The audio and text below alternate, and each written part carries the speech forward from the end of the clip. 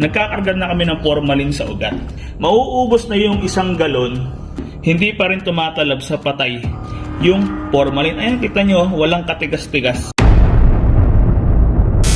Sa aking mga kamorke, muli ay mayroon akong ibabahagi sa inyo. Ito ay malawak na paniniwala sa mga patay. Mayroong mga sinasabi yung mga matatanda dahil sa marami na kami na ihahatid ng mga patay, kailangan daw yung kamay nung namayapa ay nakalahad na ganyan. Kumbaga nakabuka.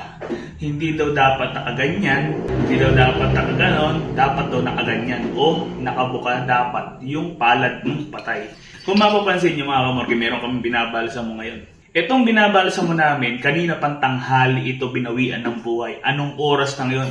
7:00 na po ng gabi. Ibig sabihin, ilang oras na siyang walang buhay. Kaya, kung paghaho sa isda kasi, talagang nabibil na sa rin yung katawan ng patay. Ngayon, ang nagiging epekto nun, hindi tumatalab yung formalin. Ngayon, kung yung paniniwala na yan ay dapat nakaganyan nga yung patay, ano pa magagawa namin na solusyon kung ayaw tumigas ng isang patay dahil nga sa bilasa na siya o matagal nang binawian ng buhay?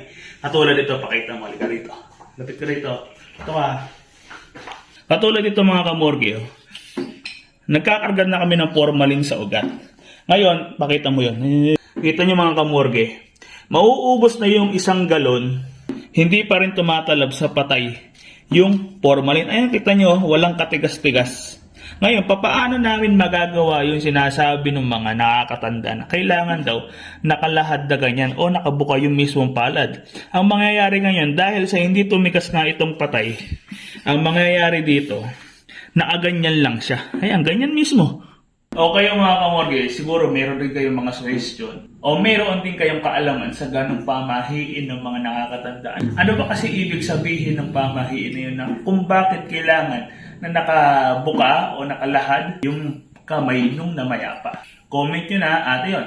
Salamat sa panonood ninyo. Muli ay ipagpapatuloy na namin yung pagbabalsa mo namin.